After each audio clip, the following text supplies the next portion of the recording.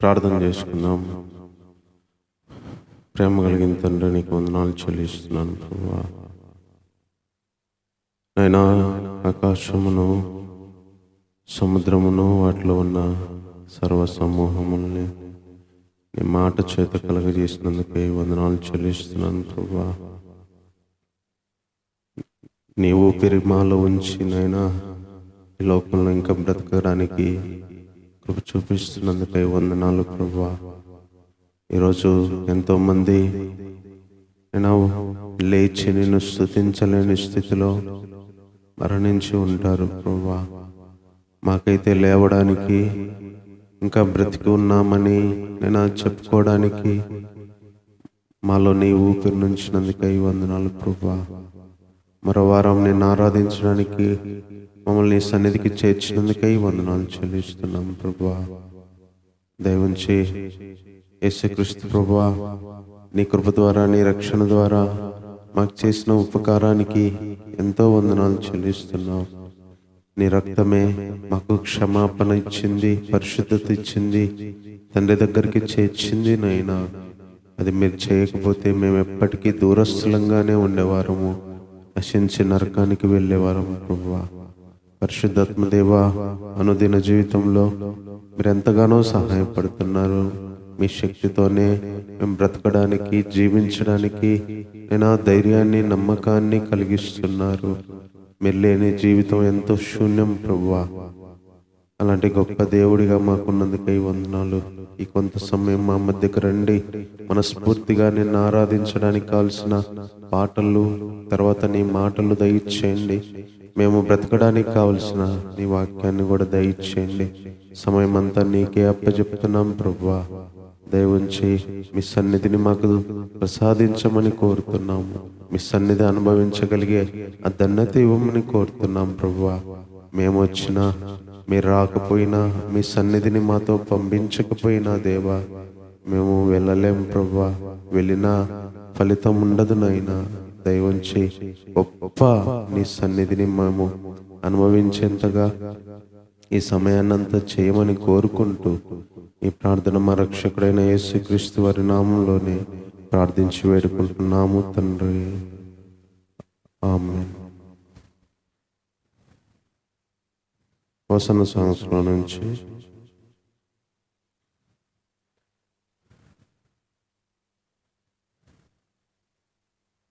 238వ పాట పాడుకుందాం.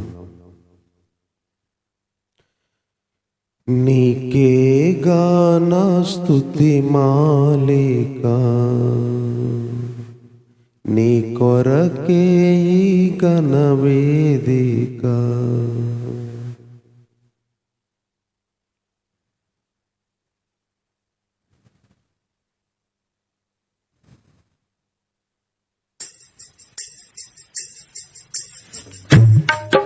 నీకే గాన స్తుతి మాలిక, నీ కొరకే ఈ ఘన వేదిక. నీ ప్రేమ నాపై చల్లారిపోదు, మరణానికైనా వెనుతిరగలేదు. మనలేను నిన్ను చూడగా, మహాగణుడ నా యేసయ్యా. నీ ప్రేమ నాపై చల్లారిపోదు, మరణానికైనా వెనుతిరుగలేదు. మనలేను నిన్ను చూడగా, మహాగణుడ నా యేసయ్యా. నీకే గాన స్తుతి మాలిక, నీ కొరకే ఈ ఘన వేదిక.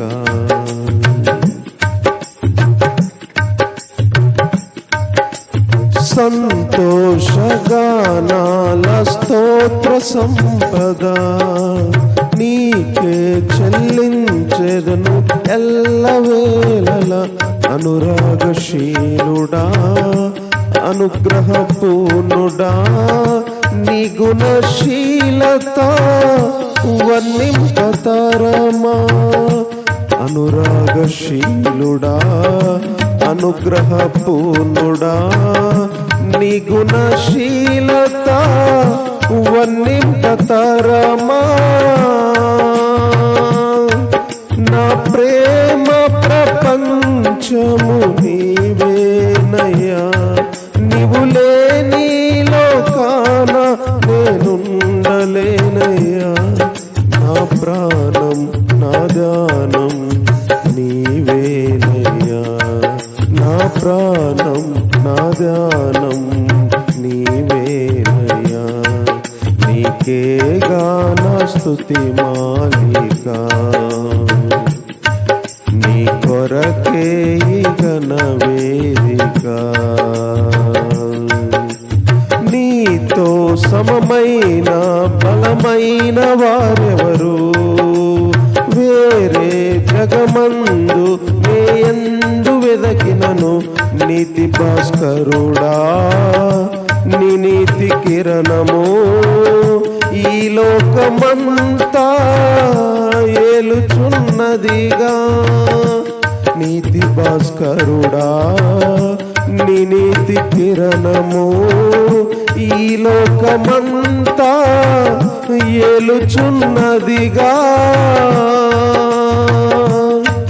నా మదిలో నా మహారాజు నీవేనయ్యా, ఇహ పరమందు నన్నేలు తేజోమయా.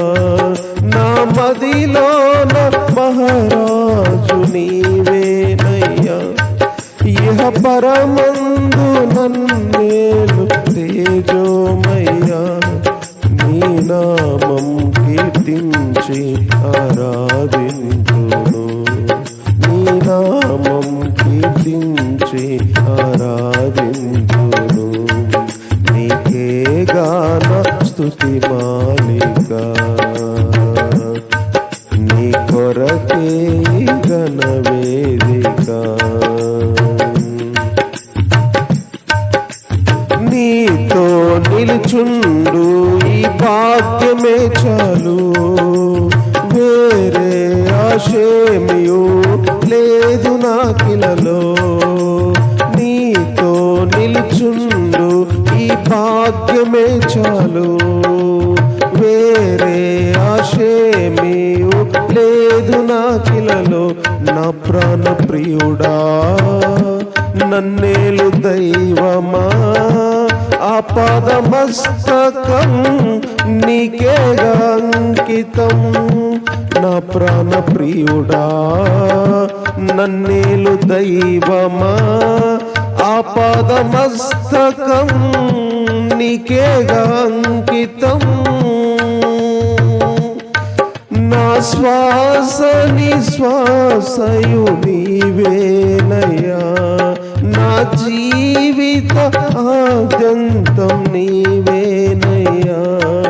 నా శ్వాస నిశ్వాసయు నీవేనయ్యా, నా జీవిత ఆద్యంతం నీవేనయ్యా. నీ కొరకే నేనిలలో జీవింతును, నీ కొరకే నేనిలలో జీవింతును. నీకేగా నా స్తుతి మాలిక, నీ కొరకే ఘనవేదిక. నీ ప్రేమ నాపై చల్లారిపోదు, మరణానికైనా వెనుదిరుగలేదు. మనలేను నిన్ను చూడక, మహాగణుడ నా యేసయ్యా. నీకేగా నా స్తుతి మాలిక, నీ కొరకే ఘనవేదిక. నీకేగా నా స్తుతి మాలిక, నీ కొరకే ఘనవేదిక.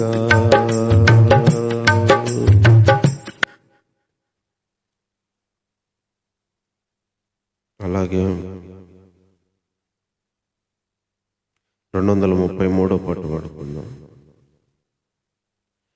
ప్రేమ పూర్ణుడా స్నేహశీలుడా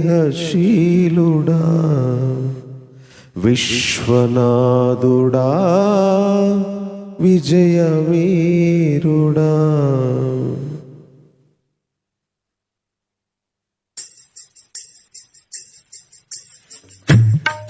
ప్రేమ పూర్ణుడా స్నేహశీలుడా విశ్వనాథుడా విజయవీరుడా ఆపత్కాలమందున సర్వలోకమందున దీనజనాల దీపముగా వెలుగుచున్నవాడా ఆపత్కాలమందున సర్వలోకమందున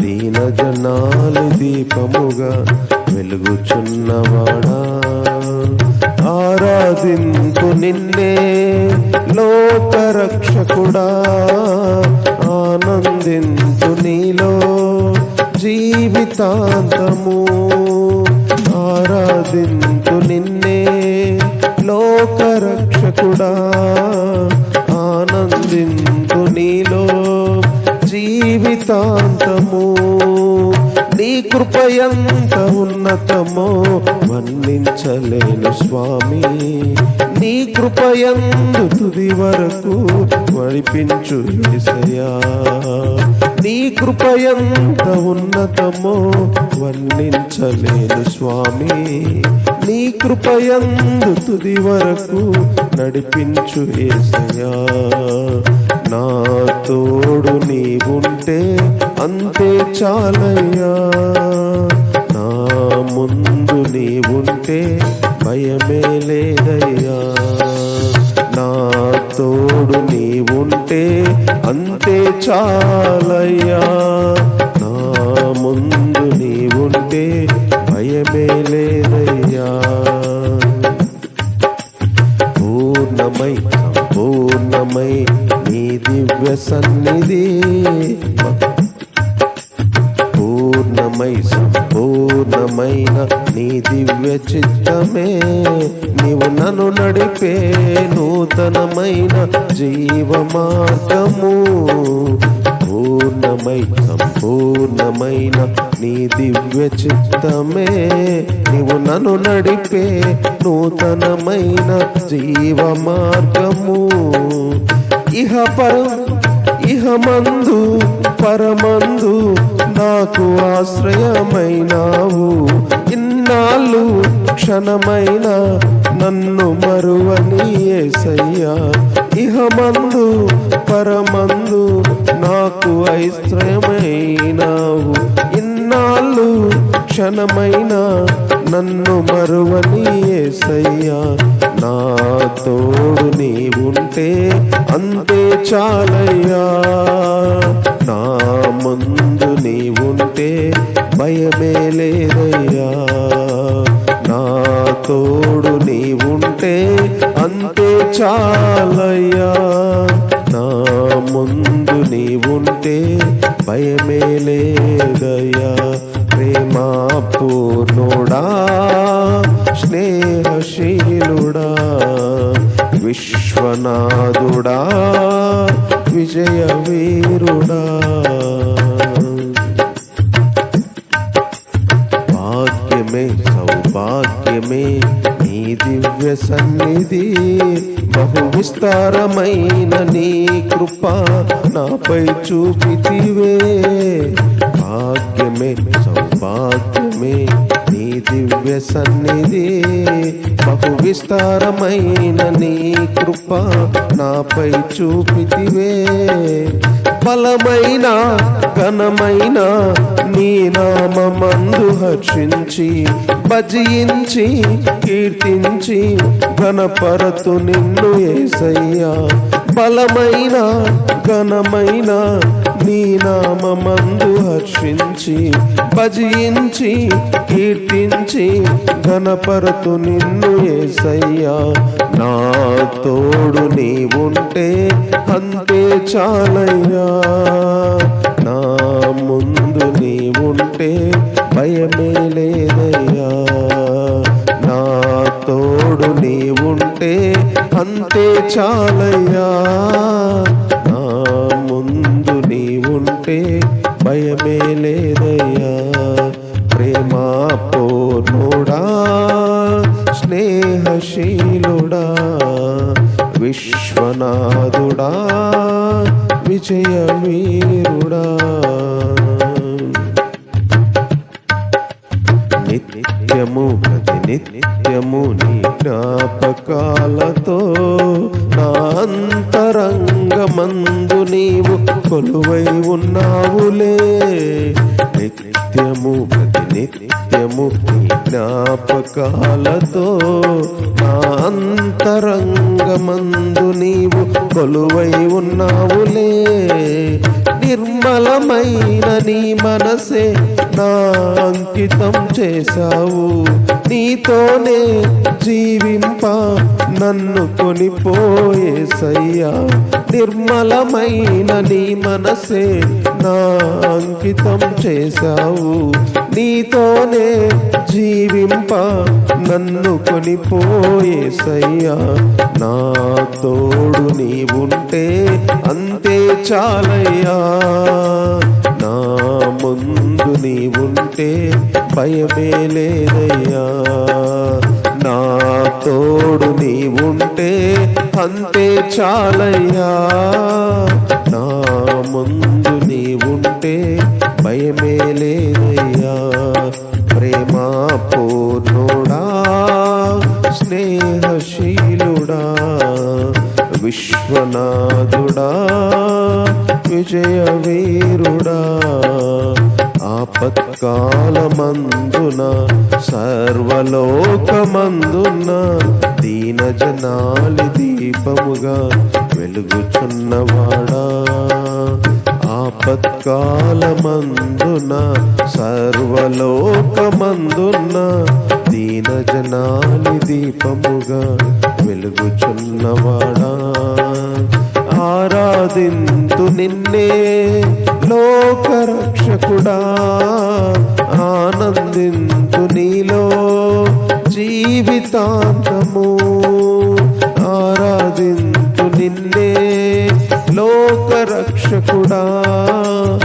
ఆనందింతు నీలో జీవితాంతము. నీ కృప ఎంత ఉన్నతమో వర్ణించలేను స్వామి. నీ కృపయందు తుది వరకు నడిపించు యేసయ్యా. నీ కృపయంత ఉన్నతమో వర్ణించలేను స్వామి. నీ కృపయందు తుది వరకు నడిపించు యేసయ్యా. నా తోడు నీవుంటే అంతే చాలయ్యా. నా ముందు నీవుంటే భయమే లేదయ్యా.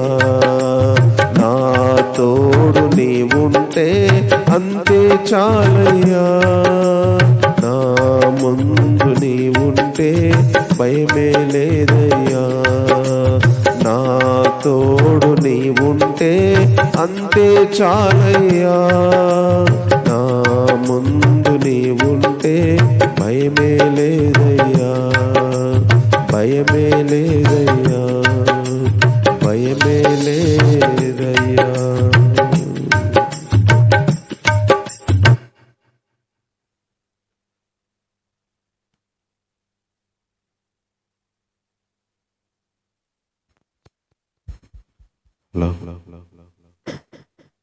దేవుణ్ణి ఆరాధించడానికి వాక్యాన్ని చదువుకుందాం. కీర్తనల గ్రంథము 33వ కీర్తన 13వ వచనం నుంచి చదువుకుందాం. కీర్తనల గ్రంథము 13వ వచనం నుంచి. యెహోవా ఆకాశంలో నుండి కనిపెట్టుచున్నాడు. ఆయన నరులందరినీ దృష్టి ఉంచుచున్నాడు. తానున్న నివాస స్థలం నుండి భూలోక నివాసులందరి వైపు ఆయన చూచుచున్నాడు. ఆయన వారందరి ఏకరీతిగా నిర్మించినవాడు, వారి క్రియలన్నీ విచారించువాడు, వారిని దర్శించువాడు.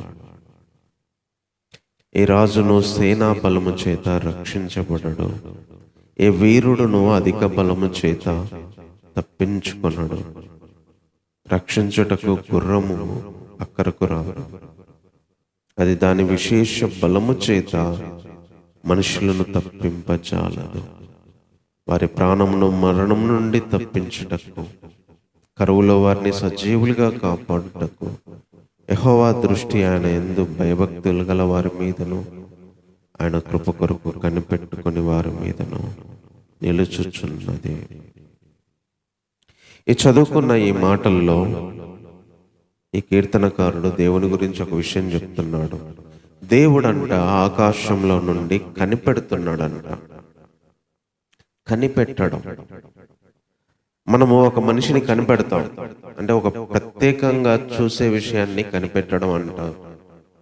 ఒక వ్యక్తిని అబ్జర్వ్ చేయడం, గమనించడం, ఏం చేస్తుంది, ఎక్కడికి వెళ్తుంది, ఎలా ఉంటుంది అని. దేవుడంట ఆకాశంలో నుండి కనిపెడుతున్నాడంట, నరులందరినీ దృష్టి పెడుతున్నాడంట. అంటే స్పెషల్ ఫోకస్ ప్రతి వారి మీద పెడుతుంది. ఇంకేమంటున్నాడంటే ఆయన ఉండే నివాస స్థలంలో నుంచి భూలోక నివాసులందరి వైపు ఆయన చూస్తున్నాడంట. అంటే దేవుడు ఒక స్పెషల్ ఇన్వెస్టిగేషన్ ఎప్పుడు మనుషుల మీద చేస్తూనే ఉంటాడు అని ఈ వచనాల్లో చెప్తున్నాడు. కనిపెడుతున్నాడు అంటే చూసి చూడనట్టు పోతున్నాడని కాదు. కనిపెడుతున్నాడు అంటే తప్పకుండా ప్రతిదీ కనిపెడుతున్నట్టే. చూస్తున్నాడు, దృష్టి పెడుతున్నాడు. దృష్టి పెట్టడం అంటే గుర్తుపెట్టుకుంటున్నాడు. మనం దేవుని గురించి ఆయన ఏదో పనిలో ఉంటాడు, బిజీగా ఉంటాడు, అయితే వేరే దేంట్లో ఉంటాడు అనుకుంటాం. కానీ ఆయనకి ఏం పనులు లేవు మనలాగా. సృష్టి అంతా 7 రోజుల్లో 6 రోజుల్లో సృజించి విశ్రాంతి తీసుకుంటున్నాడు. ఇప్పుడేమో కొత్తగా ఆయన కన్స్ట్రక్షన్స్ ఏం చేయట్లేదు. దేవుడు పరలోకంలో వేరే బిజీ వర్కులతో ఏం లేడు. ఆయన బిజీ వర్క్ ఏంటంటే మనుషులను కనిపెడుతున్నాడు, మనుషుల మీద దృష్టి పెడుతున్నాడంట. తనున్న అక్కడున్న నివాస స్థలములో నుంచి భూలోకంలో ఉన్న వైపు చూస్తున్నాడంట. వాళ్ళందరి హృదయాల్ని ఏకరీతిగా నిర్మించాడు. అంటే మనుషులందరి హృదయాలు ఒకే రాగుంటాయంట. వారి క్రియలన్నీ విచారించేవాడు, వారిని దర్శించేవాడు. వాళ్ళు చేసేటి అన్ని, మనుషులంగా మనం చేసేటి అన్ని విచారిస్తాడు. అంటే తెలుసుకుంటుంటాడు, తెలుసుకొని అడుగుతా ఉంటాడు. సో ఈ 2 వచనాల్లో, ఈ 3 వచనాల్లో కూడా దేవుడు ఆకాశంలో నుంచి కనిపెడుతున్నాడు, దృష్టి పెడుతున్నాడు, చూస్తున్నాడు, విచారిస్తున్నాడు, దర్శిస్తున్నాడు. ఇన్ని మాటలు అక్కడ చెప్తున్నాడు. ఫస్ట్ కనిపెడుతున్నాడు, దృష్టి పెడుతున్నాడు, చూస్తున్నాడు, వాళ్ళ క్రియలే విచారిస్తున్నాడు, తర్వాత వాళ్ళని దర్శిస్తున్నాడు. ఎందుకు ఇవన్నీ చేస్తున్నాడు అంటే ఈ కీర్తనకారుడు చెప్పిన కోణం వేరు. మనమేదో మరి కొట్టడానికో లేకపోతే తప్పు దొరికిద్దేమని కనిపెట్టడం వేరు, లేకపోతే మరి ఇంకా ఏదైనా తప్పు చేసిద్దామని కనిపెట్టడం వేరు, లేకపోతే ఎలా ఉన్నారని కనిపెట్టడం వేరు. కానీ ఇక్కడ దేవుడి ఒక మంచి ఉద్దేశంతో కనిపెడుతున్నాడు, చూస్తున్నాడు, అబ్జర్వ్ చేస్తున్నాడు అని చెప్తున్నాడు. అది ఏంటంటే చూడండి ఏం చెప్తున్నాడు. ఏ రాజు సేనా బలముతో రక్షించబడడు. ఒక రాజులు ఉన్నారు కదా, వాళ్ళకు సైన్యం చాలా మంది ఉంటుంది. ఏ రాజు అయినా సైన్య బలము చేత రక్షించబడ్డు. సైన్యం ఉన్నా ఓడిపోవచ్చు. ఇప్పుడు యుద్ధాల్లో ఓడిపోయే వాళ్ళందరూ కూడా సైన్యం లేక కాదు కదా. ఇశ్రాయేల్ రాజులు కూడా ఎంతో మంది ఓడిపోయారు, ఎంతో మంది కాల్బలం హతమయ్యారు. సైన్యం లేక కాదు, సైన్య బలము చేత మాత్రము రక్షించబడరు. ఏ వీరుడు అధిక బలము చేత తప్పించుకోలేడు. ఒక వీరుడు ఉన్నాడు, మనకున్న బలం చేత తప్పించుకోలేడు. ఇప్పుడు దావీదు చంపాడు గొలియాతును. గొలియాతుకు బలం ఉంది, శక్తి ఉంది, హైట్ ఉంది, పర్సనాలిటీ ఉంది, యుద్ధం తెలుసు. కానీ తన వీరత్వం చేత తప్పించుకోలేకపోయాడు. ఒక చిన్న రాయితో నేలగబడి చచ్చిపోతే దావీదు వెళ్ళి తల నరికాడు. కీర్తనకారుడు ఏం చెప్తున్నాడంటే, ఒక రాజుకి సైన్యమున్నంత మాత్రాన గెలవలేడు, ఒక వీరునికి బలమున్నంత మాత్రాన తప్పించుకోలేడు. తర్వాత రక్షించడానికి గుర్రాల అక్కరకు రాదు, అది దాని విశేష బలము చేత మనుషులను తప్పింపజాలదు. ఇంతకుముందు యుద్ధాలన్నీ గుర్రాల మీద వెళ్ళి చేసేవాళ్ళు కాబట్టి ఒక గుర్రం ఉంటే, రథం ఉంటే దాని ద్వారా తప్పించుకుంటాము, జయిస్తాము అని అనుకుంటారు. కానీ అది తప్పించలేదు మనుషుల్ని. గుర్రము విజయాన్ని ఇవ్వలేదు అని చెప్తున్నాడు. అంటే ఒక సైన్యానికి, ఒక రాజుకి సైన్యమున్నా గెలవలేడు, ఒక వీరుడికి బలమున్నా గెలవలేడు, గుర్రమున్నా కూడా అది తప్పించజాలదు. మరి ఏం జరిగిద్ది అని చెప్తున్నాడంటే, అది మెయిన్ విషయం. వారి ప్రాణమును మరణము నుండి తప్పించుటకు, కరువులో వారిని సజీవులుగా కాపాడుటకు యెహోవా దృష్టి ఆయన యందు భయభక్తులు గల వారి మీదను, ఆయన కృప కొరకు కనిపెట్టుకొని వారి మీదను నిలుచుచున్నది. ఆయన దృష్టి ఎవరి మీద ఉందంట? మరణం నుంచి వారిని ప్రాణాన్ని కాపాడడానికి, కరువులో నుంచి వారిని తప్పించడానికి, సజీవులుగా కాపాడడానికి ఆయన దృష్టి ఆయన యందు భయభక్తులు గల వారి మీద, ఆయన కోసం కనిపెట్టుకొని వారి మీద ఉందంట. ఇందాక మనం చూసాం, ఎందుకు చూస్తున్నాడు దేవుడు, ఎందుకు దృష్టి పెడుతున్నాడు, ఎందుకు కనిపెడుతున్నాడు అంటే, ప్రతి మనిషి కూడా తన బలాన్ని నమ్ముకుంటాడు, తన శక్తిని నమ్ముకుంటాడు, తన కెపాసిటీని నమ్ముకుంటాడు. అయినా అవి తప్పించలేవు ఏ మనిషిని, అయినా అవి రక్షించలేవు ఏ మనిషిని. కానీ దేవుడు చూస్తున్నాడంట, కనిపెడుతున్నాడంట. ఎవరైనా ఆయన కృప మీద కనిపెట్టుకుంటారేమో, ఆయన ఎందులో భయభక్తులు కనిపెట్టుకుంటారేమో, భయభక్తులు కలిగి ఉంటారేమో, ఆయన కృప కోసం కనిపెట్టుకుంటారేమో అని ఆయన దృష్టి అంట వాళ్ళ మీద పెడుతున్నాడు.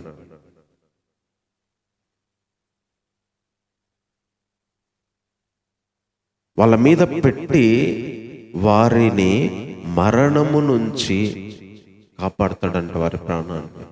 కరువులో కూడా సజీవులుగా ఉంచుతాడంట.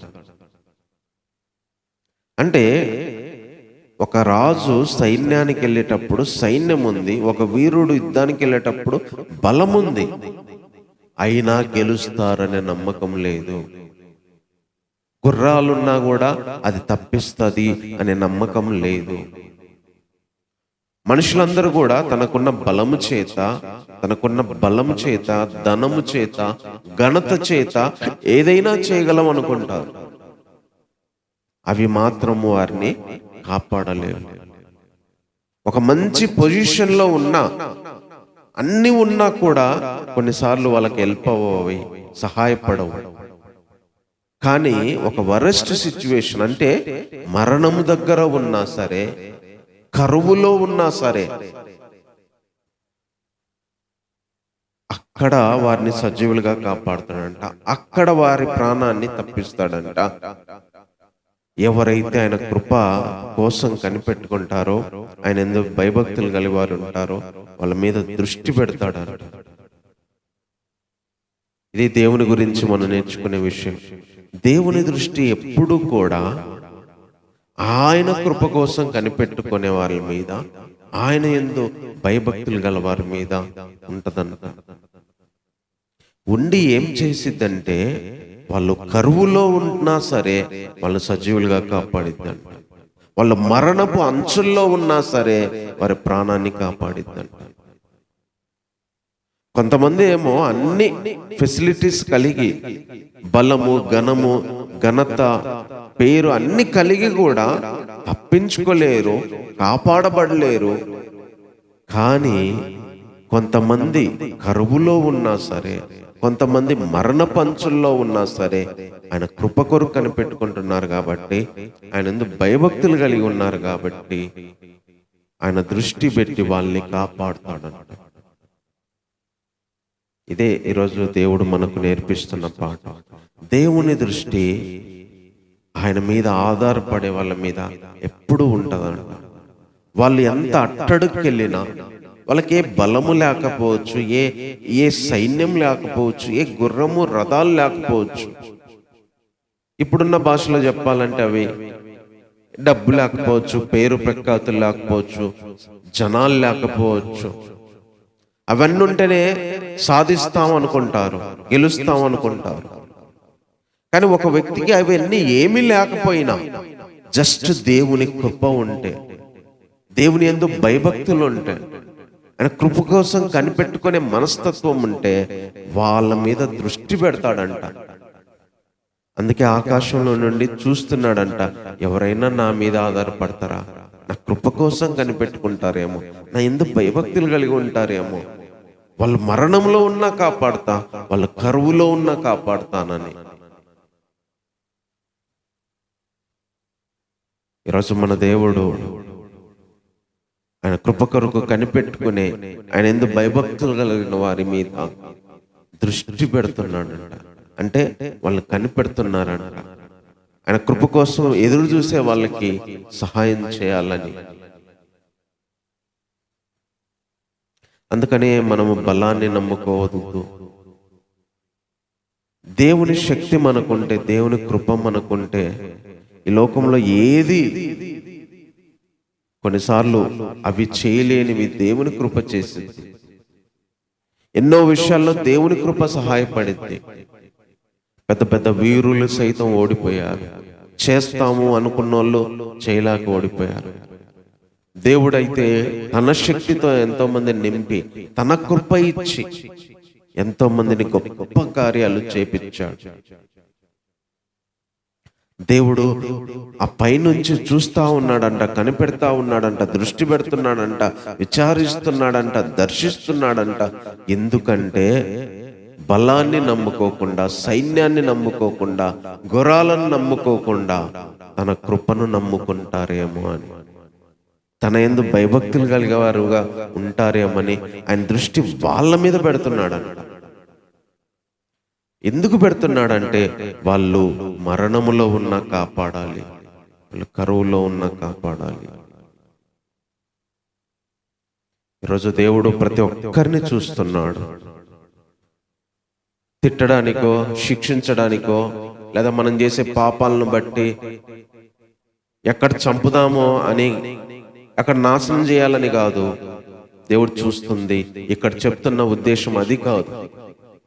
ఇక్కడ దేవుడు దృష్టి పెట్టేది, దేవుడు కనిపెట్టేది, దేవుడు చూసేది వేరే ఉద్దేశంతో. అది ఆయన కృప కోసం కనిపెట్టుకుంటే, ఆయన సహాయం కోసం కనిపెట్టుకుంటే, వాళ్ళు ఎంత కరువులో ఉన్నా, ఎంత మరణపు అంచులో ఉన్నా వాళ్ళని బ్రతికించాలి, వాళ్ళని కాపాడాలి. ఈరోజు మనకు లోకపరంగా సమస్తం కోల్పోవచ్చు. లోకపరంగా ఏ బలము, ఘనత, పేర్లు లేకపోవచ్చు. అవి ఉంటేనే మనము ఏదైనా చేయగలము అనిపిస్తుంది, కానీ చేయలేము. దేవుని కృప మన మీద ఉంటుందంట. దేవుడు దృష్టి పెట్టుకుంటున్నాడంట, చూస్తున్నాడంట, కృప ఇవ్వాలి అని. ఆయన కృప ఉంటే కరువులోనైనా ఉంటాం, ఆయన కృప ఉంటే మరణంలోనైనా ఉంటాం, ఆయన కృప ఉంటే ఎలాంటి పరిస్థితిలోనైనా మనం బ్రతుకుతాం. అది దేవుని కృప, ఆయన దృష్టి. ఒక మనిషి మనల్ని పట్టించుకుంటే, మనకి ఏది కావాలంటే అది చేసి పెట్టినప్పుడు, ఒక దేవుడే దృష్టి పెట్టి మనల్ని పట్టించుకుంటే ఏదైనా చేయలేడా? ప్రత్యేకంగా ఒక వ్యక్తి ఏముందో ఏం లేదో ఎలా ఉందో కనిపెట్టి మనుషుల పరంగా కనిపెట్టి హెల్ప్ చేస్తుంటే, దేవుడు పైనుంచి చూస్తూ ఈ వ్యక్తి ఎలా ఉన్నాడు, ఏంటి, ఈ వ్యక్తికి ఏం అవసరమని దేవుడు చేయలేడా? దేవుడు చూసేది ఒక్కటే, కృప కోసం కనిపెడతారేమో, భయభక్తులు కలిగి ఉంటారేమో, వాళ్ళ మీద పెట్టుకుంటున్నాడంట ఆయన దృష్టి. హెల్ప్ చేద్దామని పెడుతున్నాడు, వాళ్ళకి సహాయం చేద్దామని, కాపాడాలని పెడుతున్నాడంట. అదే ఈరోజు దేవుడు మనం నేర్చుకుంటున్న విషయం. ఇంకా ఇంకొక విషయం ఉంది చూడండి. మనం యెహోవా పరిశుద్ధ నామమందు నమ్మిక ఉంచి ఉన్నాము, ఆయన్ని బట్టి మన హృదయము సంతోషించుచున్నది, మన ప్రాణము యెహోవా కొరకు కనిపెట్టుకొనుచున్నది. ఆయనే మనకు సహాయము, మనకు కేడమై ఉన్నాడు. యెహోవా, మేము నీ కొరకు కనిపెట్టుకొనుచున్నాము, నీ కృప మా మీద ఉండునుగాక. ఈ కీర్తనకారుడు అంటున్నాడు, అయ్యా మేము మిమ్మల్నే నమ్ముకున్నాం, నీ కొరకే కనిపెట్టుకుంటున్నాం, నువ్వే మా సహాయము, నువ్వే మా కేడము, నీ కృప మా మీద ఉండాలి. ఆయన దృష్టి ఇలాంటి వారి మీద ఉంటది. మేము కనిపెట్టుకుంటాము, మా మీద నీ దృష్టి ఉండాలి, మాకు నీ సహాయం ఉండాలి. మేము కనిపెట్టుకుంటాం, మేము నమ్మకం పెట్టుకుంటాం, మా సహాయం నువ్వేయ్యా అని మిగతా 2-3 వచనాల్లో చెప్తున్నారు. మేము కనిపెట్టుకుంటామయ్యా, నీ దృష్టి ఇలాంటి వాళ్ళ మీద ఉంది కదా, నీ మీద కనిపెట్టుకునే వాళ్ళ మీద మేము కనిపెట్టుకుంటాం, మేము నమ్మకం పెట్టుకుంటాం. నీ కృప మా మీద ఉండునుగాక, నీ కృప మా మీద ఉండాలి. నీ కృప మా మీద ఉంటేనే ఈ జీవితంలో, అది ఏ పరిస్థితిలోనైనా మేము బ్రతుకుతాం. లోకపరంగా ఏ బలగాలు ఏం లేకపోయినా, ఏ సోర్సెస్ లేకపోయినా, ఏ అవకాశాలు లేకపోయినా మేము బ్రతుకుతాం. నీ కృప మా మీద ఉండాలి. కాబట్టి ఈరోజు నేర్పిస్తున్న ఒకటే మాట, దేవుడు మనుషుల మీద దృష్టి పెట్టి వారి కృప ఇయ్యాలనుకుంటున్నాడు. ఆ కృప ఇచ్చి వాళ్ళు ఎలాంటి పరిస్థితుల్లో నుంచైనా బ్రతికించాలి, కాపాడాలి, ఆదరించాలి, రిస్టోర్ చేయాలి, వాళ్ళని నడిపించాలి అని ఆయన కోరుకుంటున్నాడు. కాబట్టి అలాంటి గొప్ప దేవుడు మనకున్నాడు. కాబట్టి కొద్ది నిమిషాలు ఈ మాటను బట్టి ఆరాధన చేద్దాం. దేవుణ్ణి కొద్ది నిమిషాలు మనం ఆరాధన చేద్దాం. దేవుడు చూస్తా ఉన్నాడంట, దేవుడు కనిపెట్టుకుంటా ఉన్నాడంట.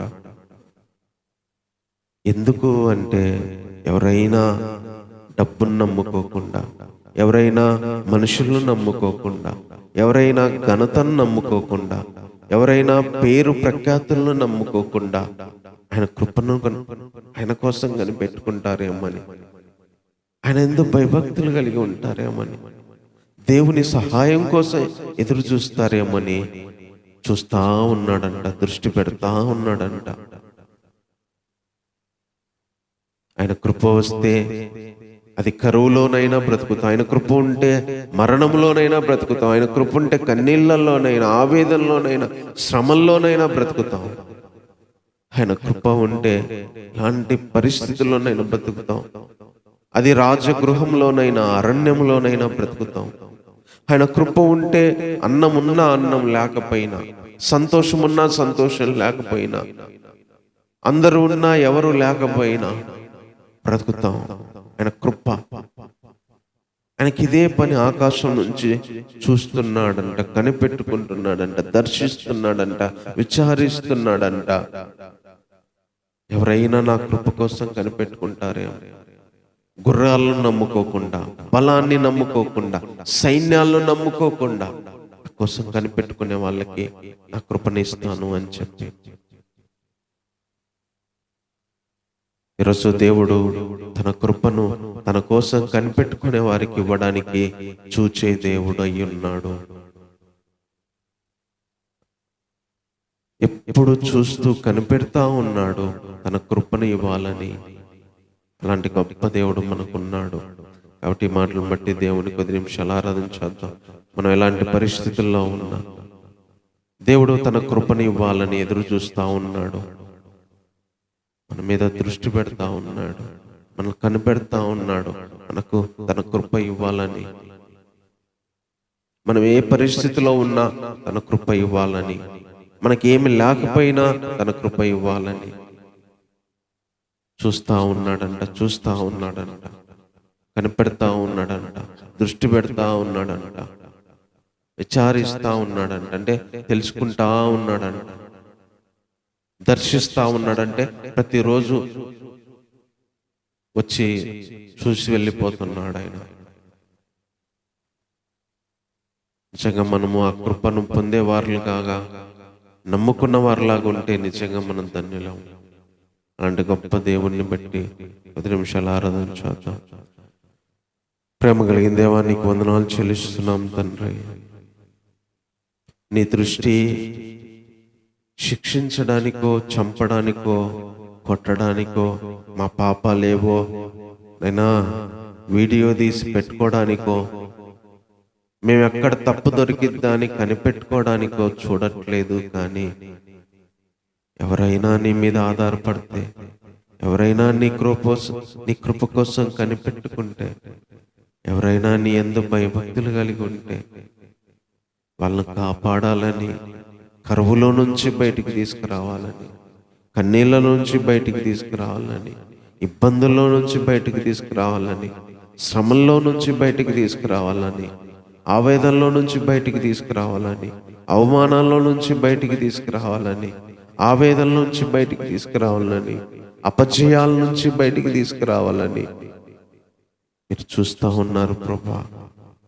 వాళ్ళున్న పరిస్థితుల్లో నుంచి నిలబెట్టాలని, కాపాడాలని, బ్రతికించాలని మీరు చూస్తున్నారు ప్రభా. ఒక వ్యక్తికి మీ సహాయం లేకుండా సైన్యమున్నా, బలమున్నా, గుర్రాలున్నా కాపాడలేవు నాయనా. నీ కృప మీద కనిపెట్టుకునే వారి మీద, నీ యందు భయభక్తులు కలిగిన వారి మీద నీ సహాయము, నీ కేడము ఎప్పుడూ ఉంచే గొప్ప దేవుడవై ఉన్నావు ప్రభా. ఈరోజు మాకు నేను గొప్ప తలంపు ఇచ్చినందుకై వందనాలు ప్రభా. నీ దృష్టి మా మీద ఎప్పుడూ ఉండి ఆకాశంలో ఉన్నా కూడా ప్రతి క్షణం మమ్మల్ని చూస్తున్నారు నాయనా. మేము పడే బాధ చూస్తున్నారు, కన్నీళ్లు చూస్తున్నారు, మేము చేసే పనులు చూస్తున్నారు, ప్రతిదీ చూస్తున్నారు ప్రభా. నువ్వు సహాయం చేయడానికే చూస్తున్నావు ప్రభా, విడిపించడానికే చూస్తున్నారయ్యా, కృప చూపించడానికే చూస్తున్నారయ్యా. ఇలాంటి గొప్ప దేవుడు మాకున్నాడని మేము కనిపెట్టుకోవడానికి, నమ్మకం పెట్టుకోవడానికి, నిరీక్షణ పెట్టుకోవడానికి ఒక ఆధారాన్ని ఇచ్చారు ప్రభా, ఒక ధైర్యాన్ని ఇచ్చారు నాయనా. ఈ లోకపరంగా ఏమీ లేకపోయినా దేవుడు చూస్తున్నాడు, దేవుడు ఉన్నాడు, దేవుడు కనిపెడుతున్నాడు, దేవుడు ప్రతిఫలం ఇస్తాడు, దేవుడు విడిపిస్తాడు, దేవుడు సహాయం చేస్తాడు అని ధైర్యంగా బ్రతకడానికి ఒక నమ్మకాన్ని ఇచ్చావు నాయనా, ఒక ఆశను మాలో కలిగించావు దేవా. అందుకే ఎలా ఉన్నా, ఏం జరుగుతున్నా ప్రభా, ఏ విధంగా ముందుకెళ్లాలో తెలియకపోయినా సరే నిన్ను బట్టి మేము ధైర్యంగా ఉండడానికి ప్రభా, నీ కృపను బట్టి నీ సహాయం కోసం కృప చూపిస్తామని ఎదురు చూస్తున్నాం నాయనా. అలాంటి గొప్ప ధన్యత మాకు ఇచ్చినందుకై ఏమి ఇవ్వగలం తండ్రి. ఇంత గొప్ప దేవుడిగా ఎప్పుడూ ఒక్కొక్కరిని చూస్తూ వాళ్ళను విడిపించడానికే నీ దృష్టి పెడుతున్నావు ప్రభా, కాపాడడానికే నీ దృష్టి పెడుతున్నావు నాయనా, సహాయం చేయడానికే నీ దృష్టి పెడుతున్నావు ప్రభా. అంత మంచి దేవుడిగా మాకున్నందుకై నిజంగా నీకేమిచ్చి రుణాన్ని తీర్చుకోలేం ప్రభా. నువ్వు చూస్తున్నావని, ప్రతిఫలం ఇస్తావని, సహాయం చేస్తావని ఎదురు చూస్తూ నేను మనస్ఫూర్తిగా ఆరాధన చేస్తూ ఈ దిన మా స్తుతి ఆరాధనను మా రక్షకుడైన యేసుక్రీస్తు వారి నామంలోనే సమర్పిస్తున్నాము తండ్రి. ఆమేన్.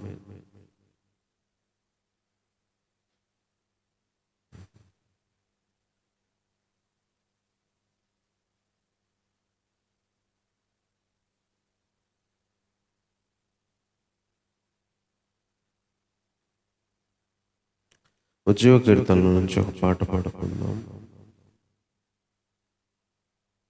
7వ పాట పాడుకుందాం. స్తుతియు మహిమ ఘనత నీకే యుగ యుగముల వరకు. ఎంతో నమ్మదగిన దేవా,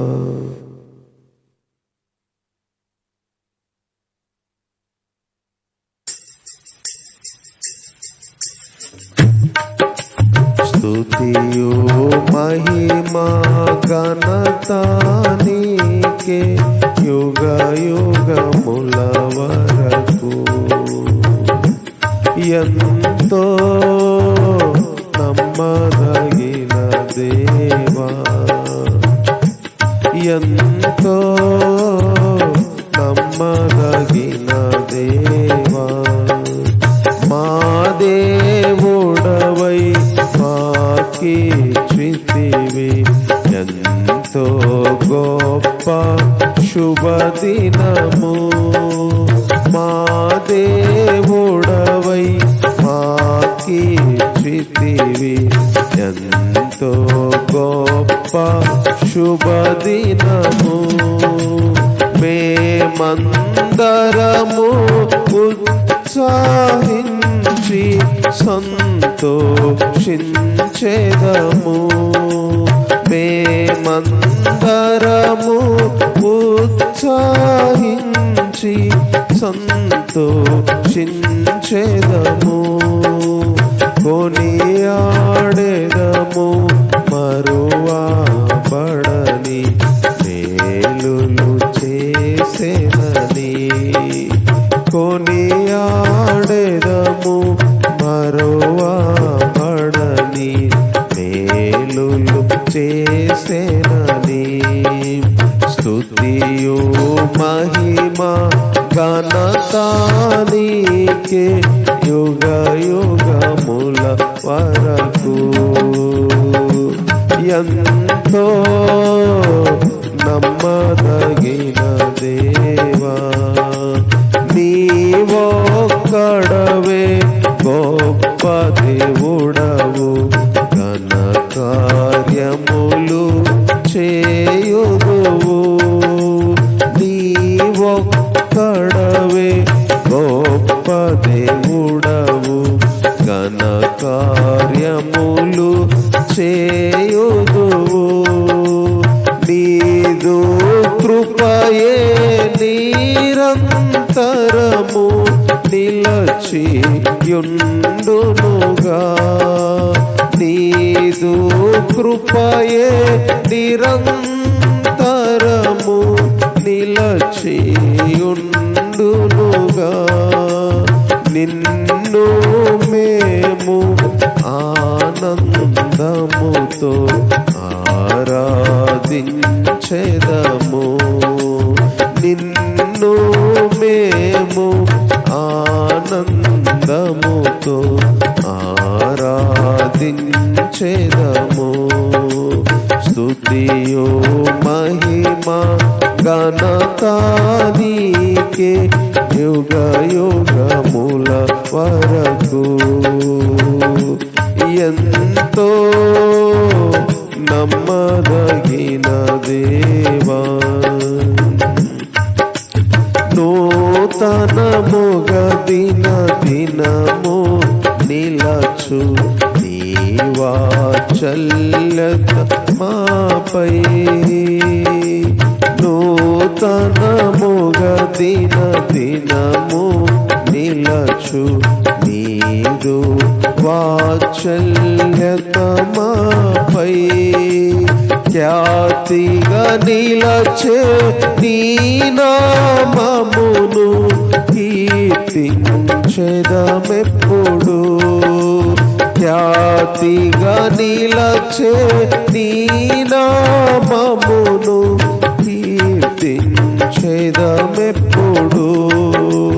ప్రీతి ప్రీతితో మా స్తుతులార్పించెదము దాక్షిణ్య ప్రభువా. ప్రీతితో మా స్తుతులు అర్పించెదము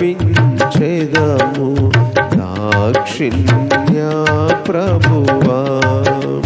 స్తుతియో మహిమ ఘనత నీకే యుగ యుగముల వరకు.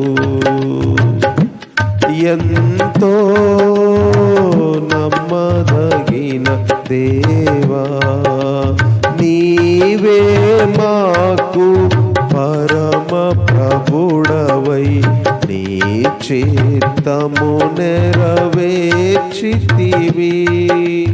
నీవే మాకు పరమ ప్రభుడవై నీ చిత్తము నెరవేర్చితివి. జీవమునిచ్చి నడిపించెదవు నీ ఆత్మా ద్వారా. జీవమునిచ్చి నడిపించెదవు నీ ఆత్మా ద్వారా. సేవించెదము సమభూమి గల ప్రదేశములో నిన్ను.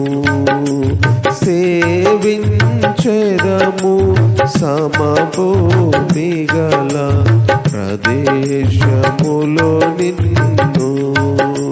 స్తుతియో మహిమ ఘనత నీకే యుగ యుగముల వరకు. ఎంతో నమ్మదగిన దేవా భరించితివి శ్రమలు నిందలు ఓచితివన్నీ మా కొరకే. భరించితివి శ్రమలు నిందలు ఓచితివన్నీ మా కొరకే. మరణము గెల్చి ఓడించితివి సాతాను బలమున్. మరణము గెల్చి ఓడించితివి సాతాను బలము. పరము నుండి మాకై వచ్చే ప్రభు యేసు జయము. పరము నుండి మాకై వచ్చే ప్రభు యేసు జయము. స్తుతియో మహిమ ఘనత నీకే యుగ యుగముల వరకు. ఎంతో నమ్మదగిన దేవా ఎంతో నమ్మదగిన దేవా ఎంతో నమ్మదగిన దేవా.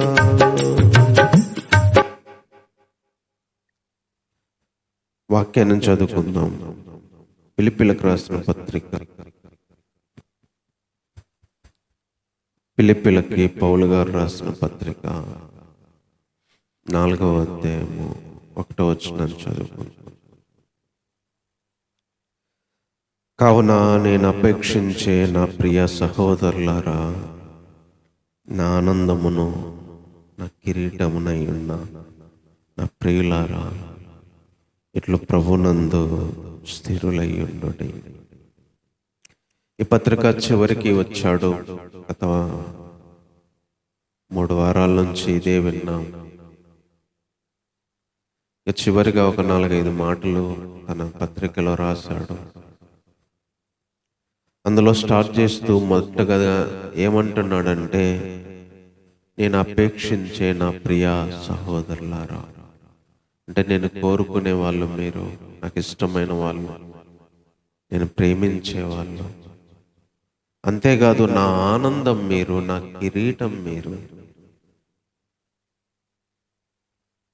నిజంగా ఈ లోకంలో ఒక సేవకుడికి నిజమైన ఆనందం ఏంటంటే సంఘమే, విశ్వాసులే.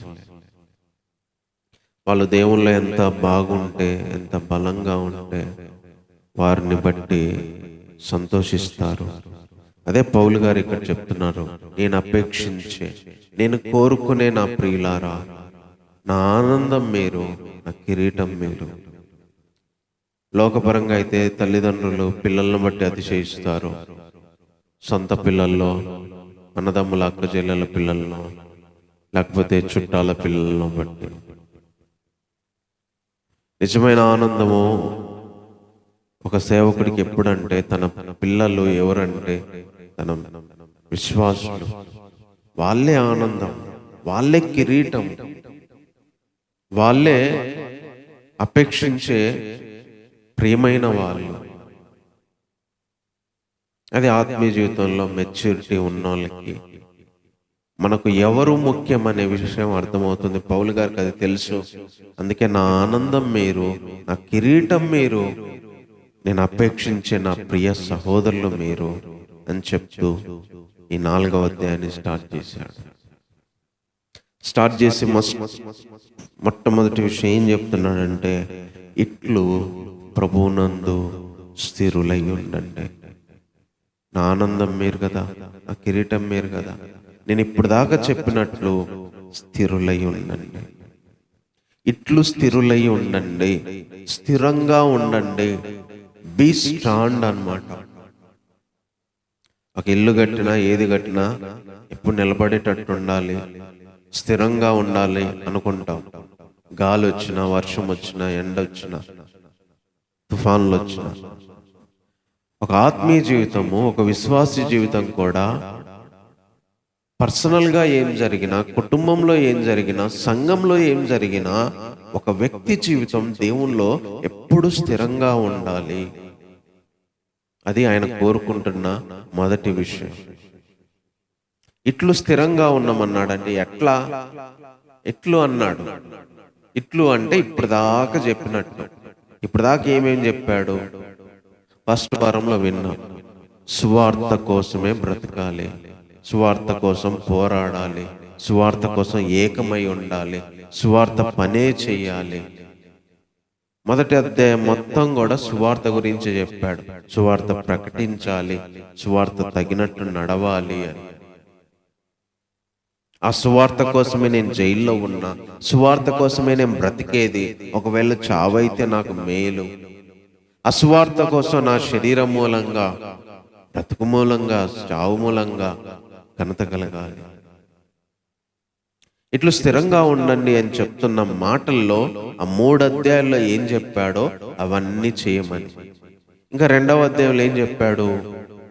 ఒకే మైండ్, అదే ఏక మనసు, ఏక భావం ఉండాలి సువార్త విషయంలో. క్రీస్తు యేసుకు తగిన మనసు అంటే ఇతరుల కార్యాలు చూడాలి. యేసుప్రభు చూసేవాడు, తిమోతి చూసేవాడు. రక్షణను భయముతో, వణుకుతో కొనసాగించాలి. అది సేవకుడున్నా లేకపోయినా, దగ్గరున్నా దూరంగా ఉన్నా. తర్వాత 3వ అధ్యాయంలో అంటే శరీర సంబంధమైన వాళ్ళ విషయంలో ఎలా ఉండాలి, వేరే సేవకుల విషయంలో, కుక్కల విషయంలో, ఛేదన ఆచరించే వారి విషయంలో, శరీరానికి సంబంధించిన వాటి విషయంలో ఎలా ఉండాలి, యేసుక్రీస్తు విషయాల్లో ఎలా ఉండాలి. మనకు శరీర సంబంధమైన ఇంపార్టెంట్ కాదు, క్రీస్తులో వచ్చే నీతి, క్రీస్తులో వచ్చే శక్తి, క్రీస్తులో పునరుద్ధానం, క్రీస్తులో మరణానుభవం, క్రీస్తులో ఉన్నవి సంపాదించుకోవాలి. శరీర సంబంధమైనవి చేస్తున్నాము, ఉన్నాయని అతిశయం కాదు. ఒకటి ఇంకా గెలిచామనుకోవద్దు, పోరాడుతండి, ముందుకెళ్ళండి. ఎవరు కూడా ముందే గెలిచామనుకోవద్దు, పరిగెత్తా ఉండండి. వేరే సేవకుల విషయంలో జాగ్రత్త. కొంతమంది కడుపు కోసం బతుకుతారు, భూలోక సంబంధమైన వాటి మీద బతుకుతారు. కానీ మన పరిస్థితి పరలోకం ఉంది, మనది అది, దానికోసం బతకాలి. అలాంటి వాళ్ళ మీద దృష్టి పెట్టుకోండి. ఇన్ని మాటలు చెప్పి ఇట్లా మీరు స్థిరంగా ఉండండి అంటున్నాడు. వీటన్నిటి విషయంలో స్థిరంగా ఉండండి, ఇట్లు స్థిరులై ఉండండి. అంటే ఇవి నరనరాల్లో జీర్ణించుకొని పోవాలి. సువార్త కోసం బ్రతకడం, ఇతరుల కోసం చేయడం, సువార్త కోసం ఒక్క భావంతో పనిచేయడం, రక్షణ భయంతో వణుకుతో కొనసాగించడం, అన్ని జనుల మధ్య జ్యోతుల్లాగా బ్రతకడం. తర్వాత శరీర సంబంధమైన భక్తి కంటే ఆత్మ సంబంధమైన భక్తికి, ఆత్మ సంబంధంగా క్రీస్తు ఇచ్చేవి సంపాదించుకోవాలి. గెలిచాము అయిపోయింది అని అనుకోకుండా ముందుకెళ్తూనే ఉండాలి. అందరినీ దృష్టి పెట్టొద్దు. శరీరానికి సంబంధించి, కడుపు సంబంధించి, భూ సంబంధంగా ఆలోచించే వాళ్ళ మీదే దృష్టి పెట్టకుండా పరలోకానికి సంబంధించి చూసే వాళ్ళ మీద, బోధించే వాళ్ళ మీద దృష్టి పెట్టుకోమని చెప్తూ, ఇవన్నిటిని బట్టి మీరు స్థిరంగా ఉండండి, ఎందుకంటే నా ఆనందం మీరు, నా కిరీటం మీరు. ఒక తండ్రి తన పిల్లలకు చెప్పినట్టు చెప్తా ఉన్నాడు. తర్వాత ఈ సంఘంలో ఇద్దరి గురించి రాశాడు. నెక్స్ట్ విషయం అది 2-3 వచనాల్లో, ప్రభువునందు ఏక మనస్కులై ఉండుడని యువోదియాను సుంటుకేను బతిమాలు కొంచున్నాను. అవును, నిజమైన సహకారి ఆ స్త్రీలు క్లెమెంతుతోనూ నా ఇతర సహకారులతోనూ సువార్త పనిలో నాతో కూడా ప్రయాసపడారు కనుక వారికి సహాయం చేయమని నేను వేడుకొనుచున్నాను. ఆ సహకారుల పేర్లు జీవ గ్రంథమందు రాయబడి ఉన్నవి. ఇద్దరికి సెట్ కావట్లేదు ఈ సంఘంలో. వాళ్ళని బతిమలాడుతున్నారు, ఒక్క మనసుతో ఉండండి మీరు అని. వాళ్ళ పేర్లు ఏంటంటే యువోదియా, సుంటుకేను. బీ ఇన్ వన్ మైండ్ అని ఉంటుంది ఇంగ్లీష్లో, అయితే సేమ్ మైండ్ అని ఉంటుంది. సేమ్ మైండ్తో ఉండండి అని. ఒక సంఘంలో కానీ, ఒక దాంట్లో కానీ ఒకే మెంటాలిటీ కలిగి ఉండడం చాలా కష్టం. వీళ్ళిద్దరు కూడా సేవ చేసిన వాళ్ళే, సువార్త పనిలో ఉన్న వాళ్ళే, కానీ వీళ్ళిద్దరికి సేమ్ మైండ్ లేదు.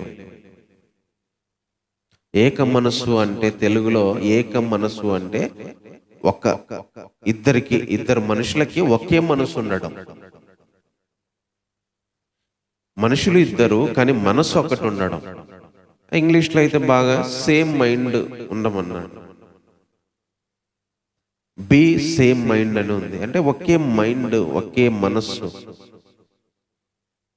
మరి వీళ్ళిద్దరికి ఎక్కడ తేడా వచ్చిందో, ఏ ప్రాబ్లం వచ్చిందో మనకు బైబిల్లో అయితే రాయలేదు. మరి ఎందుకు వీళ్ళిద్దరి మనసు ఏకీభవించలేదో రాయలేదు. కానీ పౌలు గారు అయితే వాళ్ళని బతిమలాడుతున్నాడు, మీరిద్దరు ఒకే మైండ్తో ఉండండి, ఒకే సేమ్ మైండ్ కలిగి ఉండండి. కొన్నిసార్లు ఒకరి మనసు ఇంకొకరి మనసుతో కలవడం చాలా కష్టం. ఈవెన్ పౌలు గారితో పాటు పనిచేసిన సేవకుల్లో కూడా ఒకే మైండ్ లేదు. వాళ్ళని బతిమలాడుతున్నాడు, ఏం చేయలేక. అదే చెప్తున్నాడు, ఒక్క మైండ్తో ఉండండి, ఒక మనసుతో ఉండండి. వాళ్ళు నాతో పాటు పనిచేసిన వాళ్ళు, స్వార్థ చేసిన వాళ్ళు, వాళ్ళకి మీరు సహాయం చేయండి అని ఆ సంఘానికి చెప్తున్నారు. వాళ్ళిద్దరికి మీరు సహాయం చేయండి, ఎందుకంటే వాళ్ళు నాతో పాటు పనిచేశారు. పౌలు గారు చూడండి ఎంత ధైర్యంగా చెప్పాడంటే, ఒక మాట చెప్పాడు, జీవ గ్రంథమందు వాళ్ళ పేర్లు రాశాడు.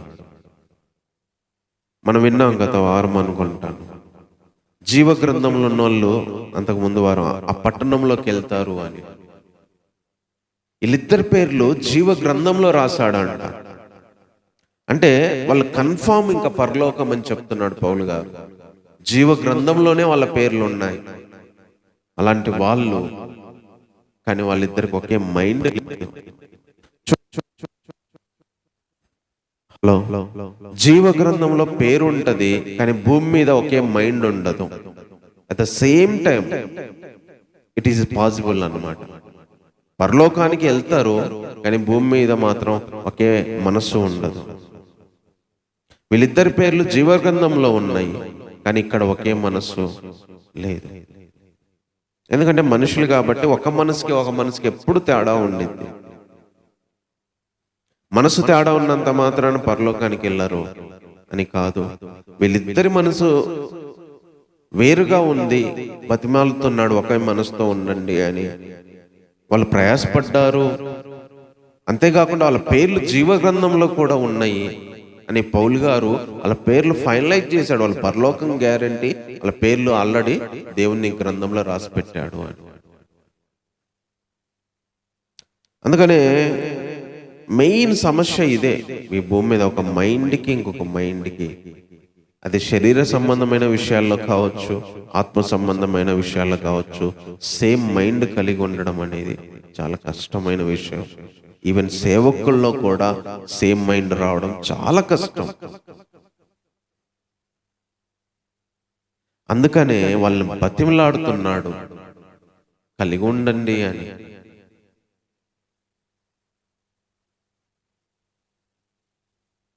కాబట్టి ఒకే మనస్తత్వాన్ని కలిగి ఉండడానికి మాక్సిమం ప్రయత్నం చేయాలని పౌలు గారు చెప్తున్నారు. ఒకే మనస్తత్వం, ఒకే మనసు లేనంత మాత్రాన నరకానికి పోతారని చెప్పలేదు. వాళ్ళ పేర్లు ఆల్రెడీ జీవగ్రంథంలో ఉన్నాయి. కానీ ఒక చోట కలిసి ఉండాలంటే, ఒక చోట ఒక సంఘంలో ఉండాలంటే మాత్రం అవి ఒకే మనసు, ఒకే మైండ్ ఉండాలి అని చెప్తున్నాడు. ఇంకా నెక్స్ట్ మూడో విషయం ఏం చెప్తున్నాడంటే 4-5 వచనాలు చూడండి. ఎల్లప్పుడూ ప్రభువునందు ఆనందించండి, మరలా చెప్పుదును ఆనందించండి. మీ సహనమును సకల జనులకు తెలియబడనీయండి. ప్రభు సమీపంగా ఉన్నాడు, దేనిని గూర్చి చింతపడొద్దు, చింతింపకుడి. కానీ ప్రతి విషయంలో ప్రార్థన విజ్ఞాపనల చేత కృతజ్ఞతాపూర్వకంగా మీ విన్నపాలు దేవునికి తెలియజేయండి. అప్పుడు సమస్త జ్ఞానానికి మించిన దేవుని సమాధానము యేసుక్రీస్తు వలన మీ హృదయాలకి, మీ తలంపులకి కావలి ఉండిద్ది.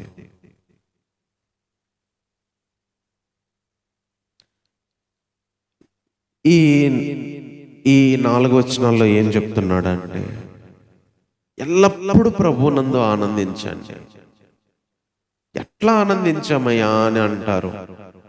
ఎట్లా ఆనందించాలి ఎల్లప్పుడూ అంటే, బాధపడుతూ కూడా ఆనందంగా ఉండమని, కన్నీళ్లతో ఉండి కూడా ఆనందంగా ఉండమని. అట్లా మీ సహనాన్ని సకల జనులకు తెలియజేయబడాలి. మనకేందంటే ఏదైనా సంతోషం కలిగినప్పుడే ఆనందంగా ఉంటాం. అక్కడ పౌలు గారు చెప్తున్న విషయం ఏంటంటే, ఆనందం అంటే ఏదో నవ్వడం కాదు.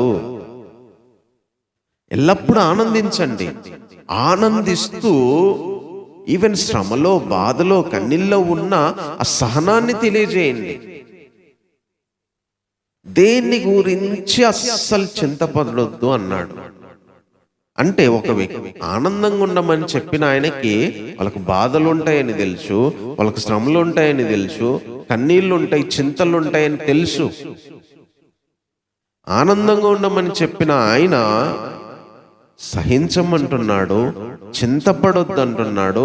ఏదున్నా ప్రార్థన విజ్ఞాపనలతో దేవుని చెప్పు. దేవుడు సమీపంగానే ఉన్నాడు, దగ్గరగా ఉన్నాడు. అప్పుడు దేవుని సమాధానం వచ్చి నీ హృదయానికి, నీ తలంపులకి వచ్చి కావలి కాసిద్ది. బాధ ఎప్పుడు స్టార్ట్ అయింది? మనస్సు, తలంపులు, హృదయంలో, తలంపులో ఆలోచనల వల్ల బాధ వచ్చింది. ఎప్పుడైతే అది మనం దేవునికి చెప్తే ఆ తలంపులని, ఆ హృదయాన్ని దేవుని సమాధానం వచ్చి కాపాడిద్ది. అప్పుడు ఆనందంగా ఉండొచ్చు. ఎల్లప్పుడూ ఆనందంగా ఉండయ్యా అని ఏదో మాట వరుసగా చెప్పట్లా, అది ఎలా చెయ్యాలో చెప్తున్నాడు. సహించండి, సహించడం వల్ల తెలియబడనియండి మీ సహనం ఎంతో. చింతించొద్దు, ఏదున్నా దేవుడు సమీపంగా ఉన్నాడు కాబట్టి దేవునికి చెప్పండి, ప్రార్థనతో, విజ్ఞాపనతో, కృతజ్ఞతాపూర్వకంగా. అప్పుడు దేవుని సమాధానం వచ్చింది. అప్పుడు హృదయం, తలంపులు కాపాడబడతాయి. అప్పుడు ఆనందంగా ఉండొచ్చు ఆటోమేటిక్గా. అప్పుడు చింతించము. అప్పుడు సహించలేక కోపముతో విరవి జీవితాన్ని ఆగం చేసుకోము. సహిస్తూనే, దేవునికి చెప్తూనే దేవుని సమాధానం పొందుతూ ఆనందంగా బ్రతకొచ్చు. అందుకే ఎల్లప్పుడూ ఆనందంగా ఉండండి. మరలా చెప్తాను, ఆనందించండి అంటున్నాడు. ఇదేదో పౌలు గారు మాట వరుసకు చెప్పింది కాదు, ఆనందాన్ని అనుభవిస్తూ చెప్పిన ఆయన. సువార్త కోసం జైల్లో వేశారు, జైల్లో నుంచి చెప్తున్నాడు ఆనందంగా ఉండండి. ఉండొచ్చు, ఆయన బయటికి తీసుకొచ్చేటోళ్ళు లేరు. బెయిల్ మీద ఆయన తీసుకురావడానికి ఎవరు ప్రయత్నం చేయలేదు. ఎన్ని రోజుల్లో బయటపడతాడో కూడా తెలియదు. మరి ఆ జైల్లో ఎలా ట్రీట్మెంట్ చేశారో కూడా తెలియదు. అక్కడ సహిస్తూ, అక్కడ ఏదున్నా దేవునికి చెప్పుకుంటూ దేవుని సమాధానాన్ని అతడు కలిగి ఉన్నాడు కాబట్టి ఆనందంగా బ్రతకగలిగాడు. ఈరోజు ఒక విశ్వాసి, ఎవరైనా దేవుని నమ్ముకున్న వ్యక్తిగా ఆనందంగా ఎప్పుడూ ఎలా ఉండగలుగుతామంటే సహిస్తూ, ఏని గురించి కూడా చింతపడకుండా, దేని గురించి బాధపడకుండా దేవునికి చెప్పుకుంటూ దేవుడు ఏదైతే ఇస్తాడో దాన్ని పట్టుకొని ఉంటే ఆటోమేటిక్గా ఆనందంగా జీవితంలో ఉండొచ్చు. అదే సింపుల్ సూత్రం. సహిస్తూ, దేని గురించి చింతపడకుండా ఏదన్నా దేవుడికి చెప్పుకుంటే దేవుడిచ్చే సమాధానం ఉంటుంది చూడండి. అది వచ్చి కావలిగా ఒక సెక్యూరిటీ లాగా మన మనసుని, మన హృదయాన్ని కావలిగా సిద్ధంట. ఆ దేవుని సమాధానం అంటే పీస్, దేవుని పీస్, దేవుని శాంతి వచ్చి మనస్సుని, తలంపుల్ని కావలి కాసిద్దంట. ఆ శాంతి, ఆ సమాధానం లేదనుకో ఆనందం కాదు కదా, ఏది ఉండదు మనకు అక్కడ. ఆనందంగా ఉండగలిగే విషయాన్ని నేర్పిస్తున్నాడు. ఎట్లాంటి పరిస్థితుల్లోనైనా, ఎక్కడ ఉన్నా, ఏం జరిగినా, ఎలా ఉన్నా కూడా ఆనందంగా ఉండడానికి ఇది సూత్రం అని చెప్తున్నాడు. దేవుడు సమీపంగానే ఉన్నాడు, దేన్ని గురించి చింతించొద్దు అన్నాడు. మనం ఎన్ని ఆలోచన చేస్తాం చెప్పండి? ఎవరైనా ఇదట్ట, అదట్ట, ఇట్ట, అట్ట, మన ఆలోచనలే కదా మన బాధకు కారణము. దేన్ని గురించి చింతించొద్దు, దేవునికి చెప్పండి. దేవుడు దగ్గరే ఉన్నాడు, దేవుని సమాధానం పంపిస్తాడు, వచ్చి మీ హృదయాన్ని, మీ మనస్సును కాపాడిద్ది, మీరు అప్పుడు ఆనందంగా ఉంటారు అని చెప్తా ఉన్నాడు. ఈరోజు మనం ఆనందంగా ఉండడానికి అదే అండి కారణం. ఆనందంగా లేకపోతున్నామంటే ఇలా మనం చేయలేకపోతున్నాం. నెక్స్ట్ విషయం చూద్దాం. చూడండి ఇంకేం చెప్తున్నాడంటే 8-9 వచనాల్లో, మెట్టుకు సహోదరులారా, ఏ యోగ్యతైనా మెప్పైనా ఉండిన ఎడల ఏవి సత్యమైనవో, ఏవి మాన్యమైనవో, ఏవి న్యాయమైనవో, ఏవి పవిత్రమైనవో, ఏవి రమ్యమైనవో, ఏవి ఖ్యాతి గలవో వాటి మీద ధ్యానం ఉంచుకొనుడి.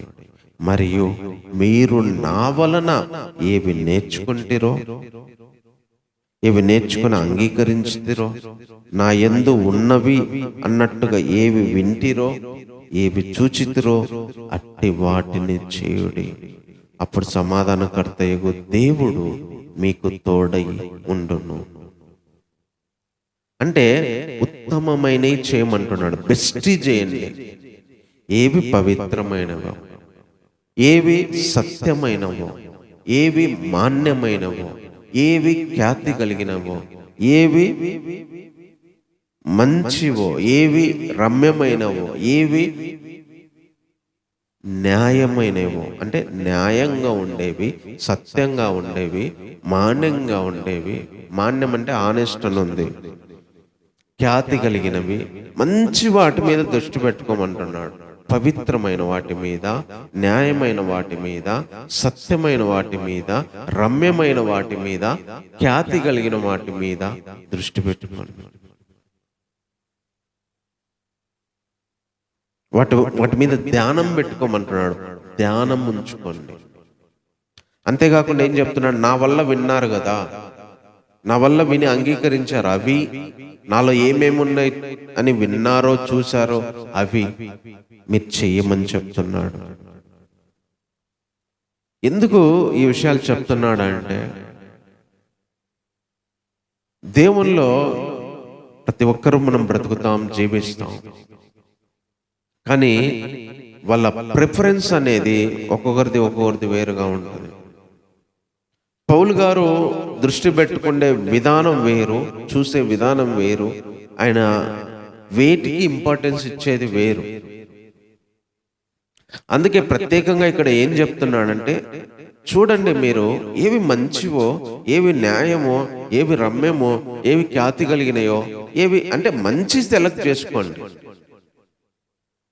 మనం ఒక కూరగాయలకి వెళ్తేనే మంచి తీసుకొని రండి, మంచి చూసి సెలెక్ట్ చేసుకోండి అని చెప్పినప్పుడు, దేవుల్లో కూడా వచ్చినప్పుడు ఇవి న్యాయంగా ఉండేటి, మంచిగా ఉండేటివి, పవిత్రంగా ఉండేటి, సత్యంగా ఉండేటివి, ఖ్యాతి కలిగినవి, రమ్యమైనవి, ఇట్లాంటివి ఉండేటి దృష్టి పెట్టుకో. నాలో చూశారు కదా కొన్ని, మీరు నేను చేసి నాలో ఉన్నాయని విన్నారు కదా, అలాంటివి చేయండి. అప్పుడు దేవుడు, సమాధానకర్త అయిన దేవుడు మీకు తోడుంటాడు.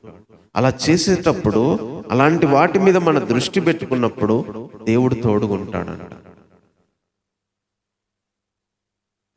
అందుకనే మన ప్రిఫరెన్స్ దేవుని విషయాల్లో ఒక ఉత్తమమైన వాటిని సెలెక్ట్ చేసుకునే విషయాల్లో ఉండాలి. కాబట్టి ఏం చెప్తున్నాడు? స్థిరంగా ఉండమని చెప్తున్నాడు, ఏక మనసుతో ఉండమని చెప్తున్నాడు, ఆనందించమని చెప్తున్నాడు. తర్వాత మంచి ఉత్తమమైన వాటి మీదే మనసు పెట్టుకోమంటున్నాడు.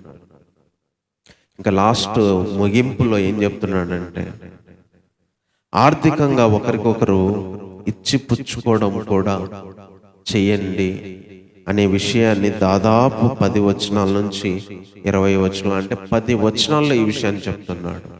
చూడండి ఏం చెప్తున్నాడు. నన్ను గూర్చి మీరు ఇన్నాళ్లకు మరలా యోచన చేయసాగిరని ప్రభునందు మిక్కిలి సంతోషించి తిని, ఈ విషయంలో మీరు యోచన చేసి ఉంటిరి, కానీ తగిన సమయము దొరకకపోయేను. నాకు కొదువ కలిగినందున నేను ఇలాగ చెప్పట్లేదు, కానీ నేను ఏ స్థితిలో ఉన్నా ఆ స్థితిలో సంతృప్తి కలిగి నేర్చుకుని ఉన్నాను. దీన స్థితిలో నేను ఉండ ఎరుగుదును, సంపన్న స్థితిలో నేను ఉండ ఎరుగుదును. ప్రతి విషయములో, అన్ని విషయాల్లో కడుపు నిండి ఉండుటకి, ఆకలి కొని ఉండుటకి, సమృద్ధి కలిగి ఉండుటకి, లేమిలో ఉండుటకు నేర్చుకున్నాను. నన్ను బలపరిచేవాని యందే నేను సమస్తం చేయగలను. అయినను నా శ్రమలో మీరు పాలు పుచ్చుకున్నది మంచి పని.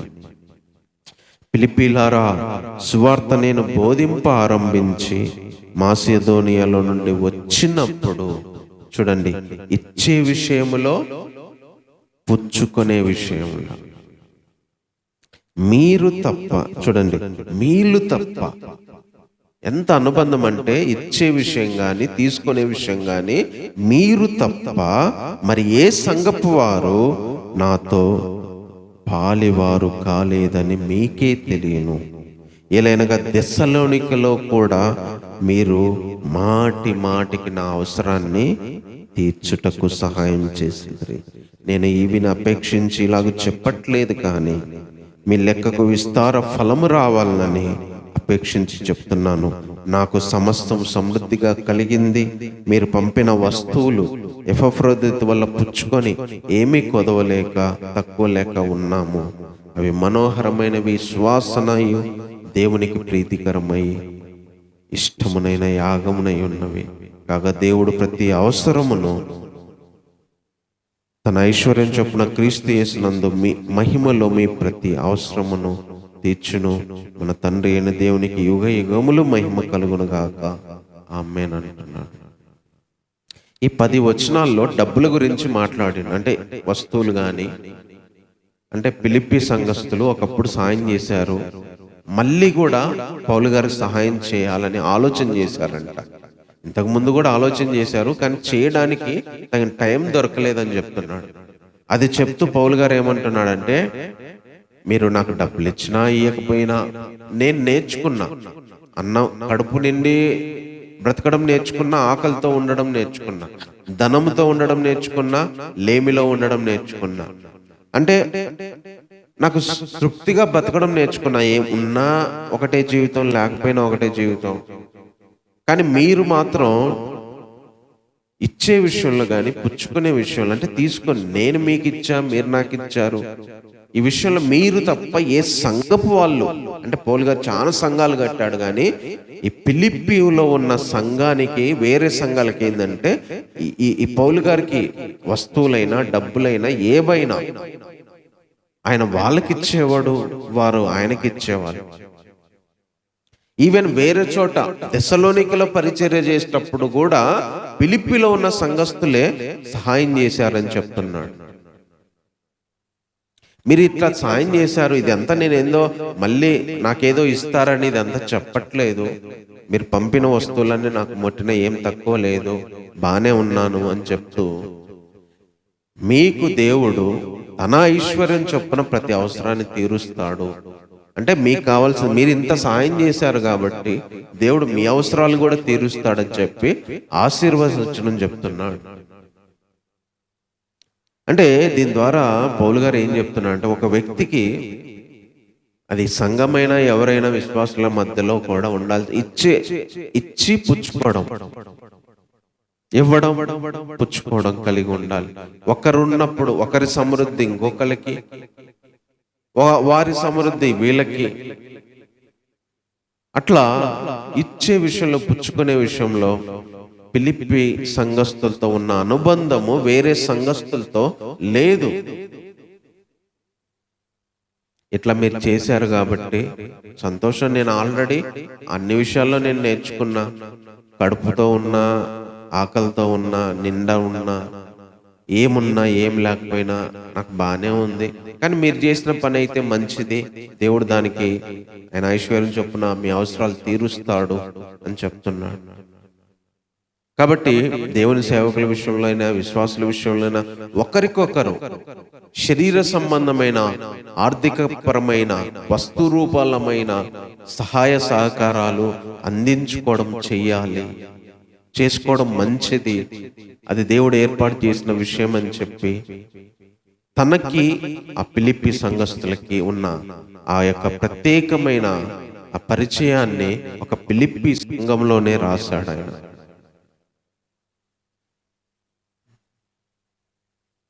తర్వాత ప్రతి పరిశుద్ధునికి వందనాలు చెప్పమంటున్నాడు.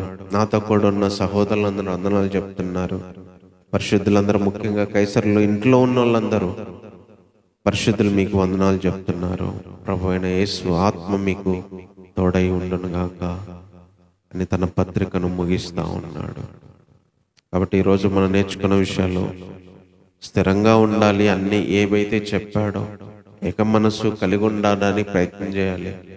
ఎలాంటి పరిస్థితుల్లోనైనా ఆనందంగా ఉండగలగాలి. ఏవి మంచివో వాటి మీదే ధ్యానం పెట్టుకోవాలి.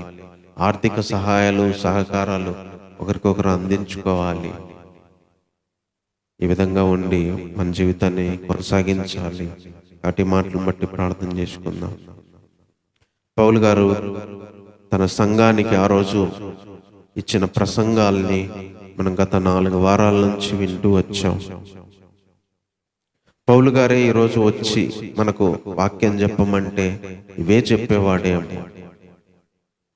ఒకవేళ పౌలు గారిని మనం స్పీకర్గా పిలిపించుకుంటే ఆయన ఇలాగే మాట్లాడేవాడు.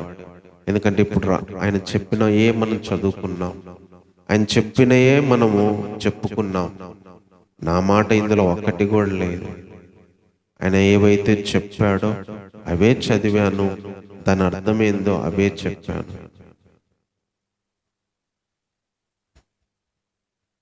కాబట్టి దేవుని బిడ్డలుగా, దేవుని కొరకు బ్రతికే వారిగా మనం ఉండడానికి పౌలు గారు తన సంఘము అయిన ఫిలిప్పీలో ఉన్న వారికి ఎలా చెప్పాడో, ఈరోజు పౌలు గారు మన మధ్యలో లేరు, కానీ అది పౌలు గారి ప్రసంగాలు ఇవన్నీ, ఆయన లెటర్ ఇవన్నీ. ఆయనే మన మధ్యకు వచ్చి చెప్తే ఆయన చెప్పే మాటలు ఇవి నా మాటలు కాదు.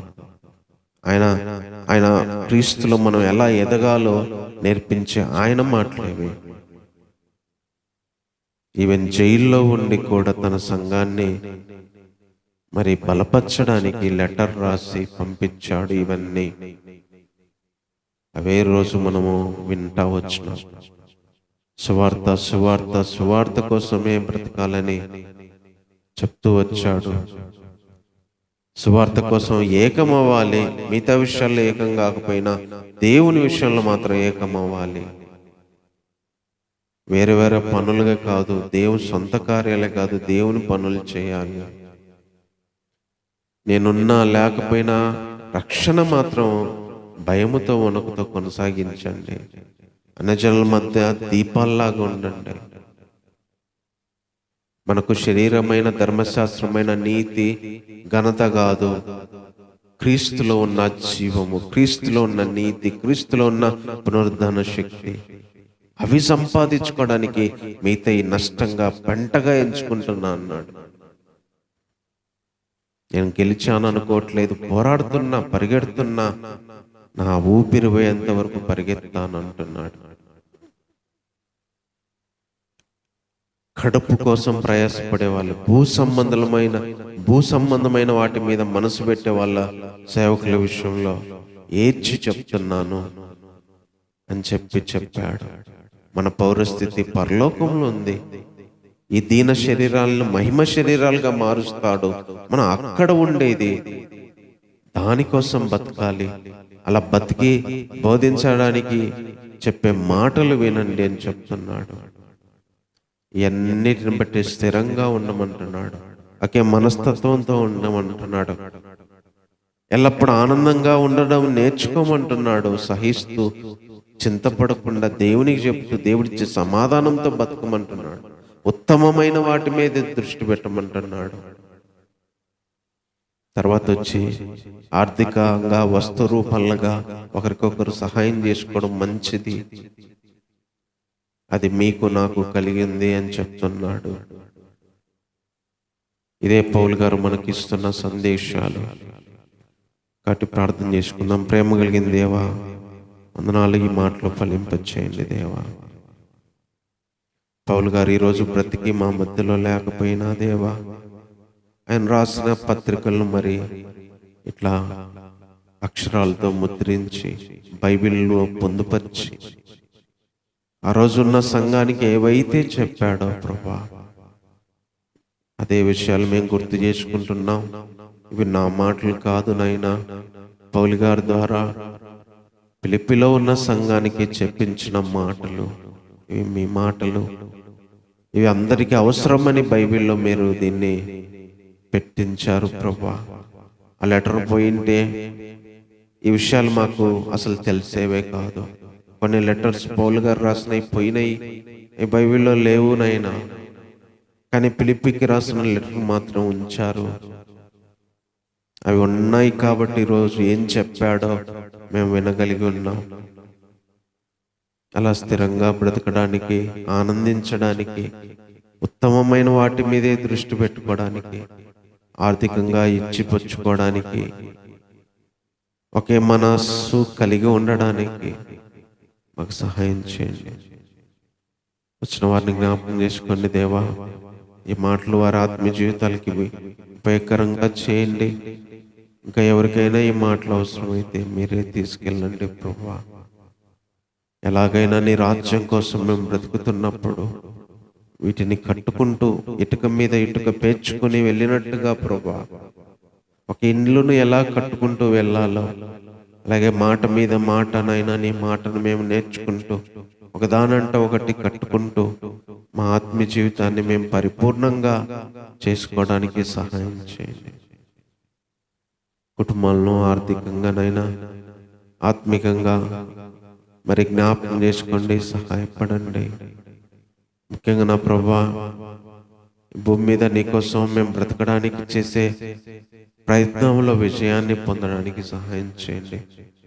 ఏ ఇల్లు కూలిపోకూడదు నాయనా, ఏ ఇల్లు రాంగ్ మెటీరియల్తో కట్టుకోకూడదు. వర్షానికి తుఫాన్లకి కూలిపోయే ఇల్లులాగా మా ఆత్మీయ జీవితాలు ఉండకూడదు ప్రభువా.